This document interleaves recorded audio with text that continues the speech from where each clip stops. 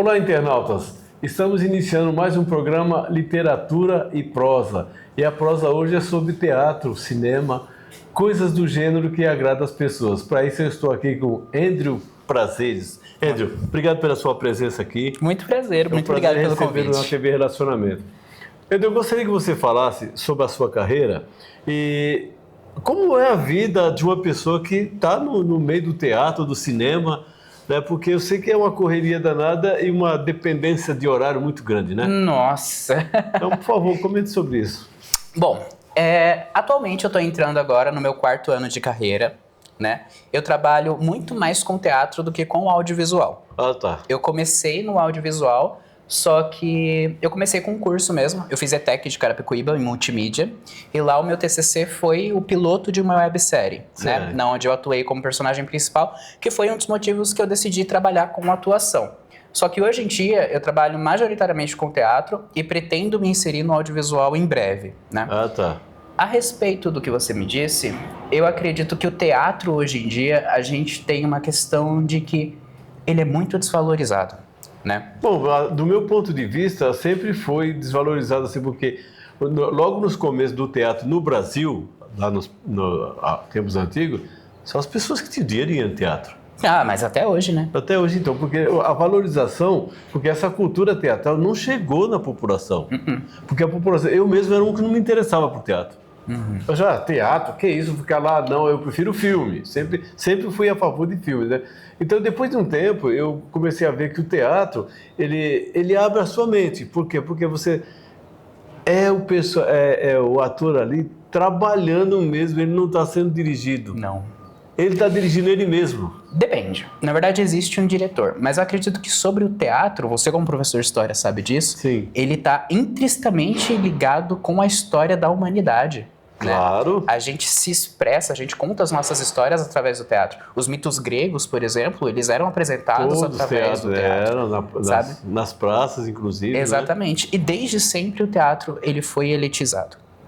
Toda a vida.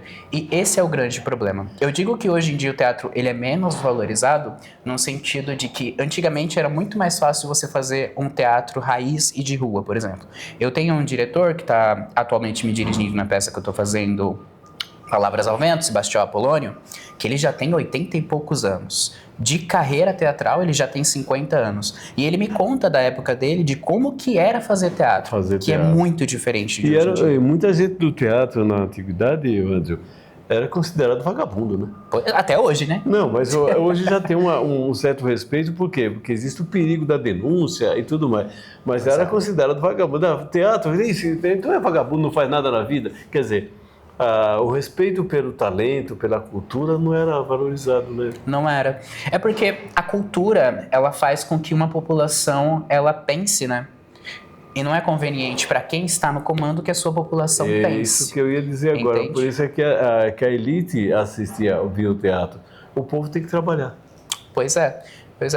E isso perdura até hoje em dia, né? Mas e as peças hoje em dia, André, elas são direcionadas... Elas mostram isso, a falta de valorização, porque o teatro ele não é valorizado, assim, por exemplo, assim, você não consegue pegar numa população 50 pessoas para dizer vá ao teatro e assista sua peça, a menos que você dê algo em troca. Certo. Não é verdade? Correto. E como que você acha que está sendo trabalhado isso e vai ser trabalhado isso para que as pessoas se interessem? Qual seria o chamariz para as pessoas gostarem mais do teatro? Acesso. A grande questão, o grande problema que a gente tem com a cultura e a arte hoje em dia é a falta de acesso. Por exemplo, eu sou de Carapicuíba, da periferia de Carapicuíba. Sim. As peças que eu fui assistir de teatro, eu fui assistir para cima dos meus 18 anos. E esse era o meu sonho. Eu trabalho com isso. Se as pessoas não têm acesso... Por exemplo, você é uma mãe de família com 3 filhos. Uma peça de teatro é R$50 o ingresso. Pronto. Você vai levar? Você tem R$200 para ir no centro da cidade levar? Não vai. Não. O meu trabalho enquanto artista, e eu acho que o que me move e o que faz com que eu ingresse nessa profissão e tenha vontade de trabalhar nela todos os dias, é poder levar o acesso a pessoas que não têm. O conhecimento. Agora, você defenderia ou defende o teatro das escolas como matéria? Com certeza. Eu acho que o teatro, não só o teatro, mas a arte em si, todos os tipos de arte, deveria ser inserido. É porque eu fui professor durante 30 anos. Então, tem arte na escola, tem a porção de coisa, inclusive danças, capoeira, tal, isso aqui. Mas é assim, uma coisa assim, tal dia vai ter capoeira, tal dia vai ter dança. Não é uma coisa assim que se fala assim, vamos fazer uma aula específica para essa, que na minha época tinha aula de artes. Eu tinha aula de artes, fazia artesanato de madeira, fazia desenhos e tudo mais e tal. Hoje não tem essa matéria, artes. Você faz um desenho e tal, isso aqui. Não, a arte é você fazer com as mãos, você falar com palavras, você mostrar com gestos, movimentos e tal. Isso é arte. Você acha que a escola deveria ter um programa assim? Com certeza, mas isso é uma questão de controle populacional, né? Exato. É muito vantajoso para quem está no comando que as pessoas elas não sejam criativas. Entre ter uma criança que ela vai se formar como alguém criativo, que vai criar arte, que vai fazer coisas para as pessoas pensarem, e ou ser mais um robô que vai fazer as mesmas coisas, trabalhar do mesmo jeito, direcionado para fazer o quê? Ter renda. Faça renda, renda, renda, renda. O grande problema no capitalismo tardio que a gente tem hoje em dia é a gente robotizar uma população jovem, tirar dela o acesso à filosofia, sociologia, à arte, à história. Eu dei aula de educação moral, o SPB, essas matérias estão extintas na escola. Acabou. Então, quer dizer, você não pode direcionar o cara para pensar. Sempre foi assim. Agora, eu acho que a arte, na rua, ela não funciona. Você já é considerado vagabundo dentro do teatro, imagina na rua. Exatamente. Então, é um caso a se pensar, por quê? Tinha que ter uma evolução, porque talento nós temos. Temos várias pessoas com talento aqui para teatro, para música, tudo mais. A interpretação é uma coisa que vem da pessoa. Você consegue, você se surpreende em casa interpretando alguém, imitando alguém, fazendo uma coisa assim. Isso aí exposto seria muito bom. Agora, como fazer isso para a população, atrair a população? Não estou falando da escola agora, estou falando da população no geral. Acesso. É tudo sobre acesso. Você nunca vai se sentir atraído por uma coisa que você nunca viu, que você não conhece. Se eu trazer uma fruta aqui completamente exótica que você nunca viu na sua vida, você não vai ter vontade de comer ela espontaneamente. Enquanto não souber como que é. Não, você tem que ser apresentado àquela fruta desde criança. E com o teatro é a mesma coisa, entende? O teatro, ele sempre foi da elite porque o teatro dá poder. O teatro dá conhecimento. E no mundo de hoje não existe nada mais forte do que o conhecimento. Mas já visto que as peças europeias, Shakespeare e outros europeus que escreveram, elas não são muito divulgadas aqui. Então, em países, não só aqui no Brasil, estou falando de América Latina, estou falando de terceiro mundo. Porque a turma fala, não existe mais terceiro mundo. Agora é que existe terceiro mundo. Pois é. Entende? Entendeu? Então tem esse desmantelamento. E fora isso, a gente ainda tem um problema gigantesco sobre essa questão, que é, estamos chegando no momento de ascensão da tecnologia, onde o ser humano não tem mais autonomia de criar e pensar. Exato. Hoje em dia, graças à inteligência artificial, você pode fazer qualquer coisa instantaneamente. Graças ou desgraças, porque eu sou um combatente da IA. Todos eu nós. sempre falo isso. A IA, eu combato ela porque se já havia o emburrecimento antes, imagina, quando o computador entrou, já ajudou a emburrecer um pouco. Facilitar. Não, tá fácil, mas você não tem que pensar. Pois é. Agora imagina com a IA. E isso tende a piorar. Eu até salientei aqui uma vez que eu falei com Luciana Abramo. Falei assim, você tem 200 empregados para fazer uma cidade cenográfica. Hoje a IA faz sozinha ali e você está com o cenário pronto, só introduz o ator ali. Quer dizer, ela veio para retardar o pensamento e veio para, relaxar ainda mais o sistema de pensar, uma forma de pensar de criação. Pois é. Então, o que a gente pode fazer para combater isso, né? Primeiro, a gente tem que ter uma regulamentação disso, né? Deveriam ter leis sobre a IA, até onde isso pode afetar uma população, o que é real, o que não é real. Porque hoje em dia a gente já não vive mais uma era de verdade, a gente vive uma era da pós-verdade. Mentirinha, porque, entende? né? Não, fica tranquilo que a IA vai fazer. Nossa. Não tem como. E para além disso, a gente tem que resgatar o aprecio da arte humana, sabe? Que é o teatro de prosa, que é um desenho. A literatura.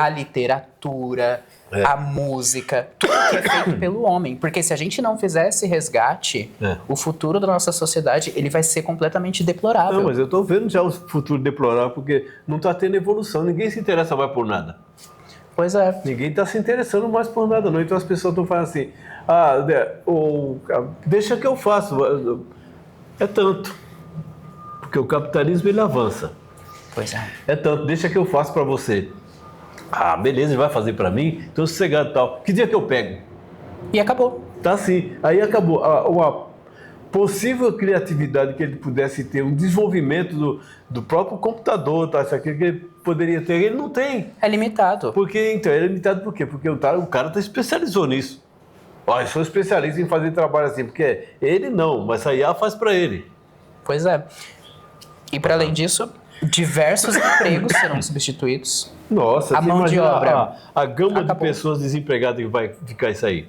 Pois é. E como que vai ter um estruturamento dessas pessoas? Exatamente. O que essas pessoas vão fazer? E- Fora que a gente não tem estudos que digam, tipo, o que isso vai fazer no cérebro de um jovem a longo prazo. Exatamente. Imagine como vai ser uma pessoa com 60 anos que passou uma vida inteira dependendo de tecnologia para fazer as Exatamente. coisas, sem um desenvolvimento cognitivo. As peças de teatro agora, André, estão sendo direcionadas a isso, a fazer a pessoa pensar, nossa, tá muito fácil. Tem que ser criado peças assim, que tá muito fácil, ele não fez nada, tal, você já não tinha valor antes, agora você tem menos valor ainda. Então, quer dizer, a peça, ela tem que mostrar que a IA, ela é um perigo. Sim, eu concordo.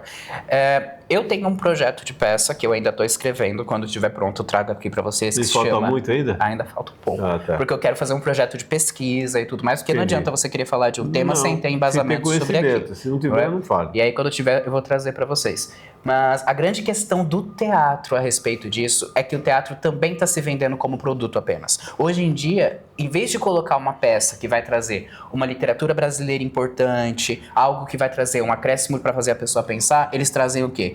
A Pequena Sereia, Aladdin e os Três Porquinhos. E só. Aí você vai no cinema para assistir alguma coisa, os atores, eles não atuam mais. Não existe mais um cenário. Hoje em dia você vai no cinema, você assiste um filme da Marvel, todas as atuações são iguais. Por quê? Porque é feito única e exclusivamente para se ter dinheiro. Não é mais feito em prol da arte ou em prol do pensamento. Exatamente. Então, dentro do teatro, a gente tem que ter essa autocrítica também de, se eu tô fazendo arte, se eu tô indo para esse processo criativo, eu tô fazendo isso com o objetivo de quê?